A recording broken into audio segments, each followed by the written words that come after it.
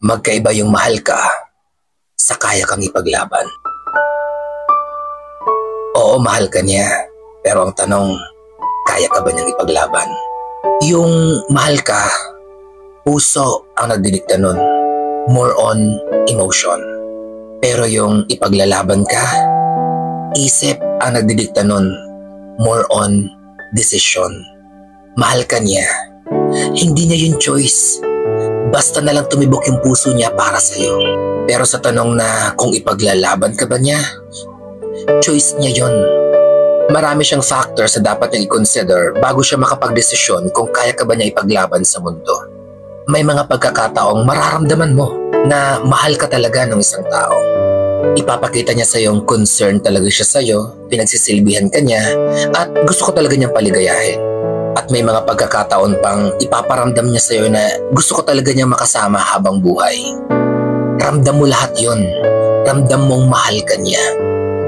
Pero dahil sa mga sitwasyong hindi niyo pareho kontrolado, yung pagmamahal niya, hanggang dun na lang yun.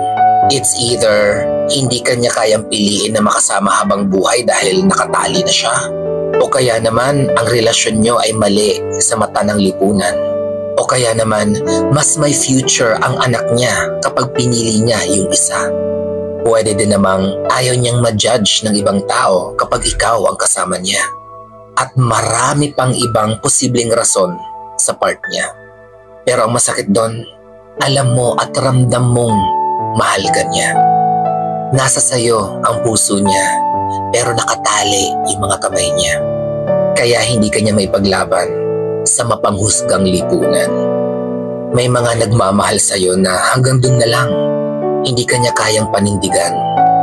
Yung ang kaya niya lang ibigay sa'yo ay hanggang dun sa nararamdaman lang. Pero hindi ka kayang piliin at magstay ng pangmatagalan. Kaya kung pipili ka na makasama sa buhay, hindi sapat na mahal ka lang niya. Piliin mo yung taong kaya ka din niyang ipaglaban sa iba. Yung taong hindi lang mag-stay sa moment ng kasiyahan. Yung sasamahan ka kahit sa kalungkutan. Masarap kasi sa pakiramdam yung hindi ka lang niya basta mahal. Yung alam mong kahit anong mangyari, lagi siyang nasa yung tabi. Yung parang ang lakas-lakas mo na kahit anong pagsubok, alam mong nandyan siya sa tabi mo. Pero in reality, yung pagmamahal, nabubuo sa simula.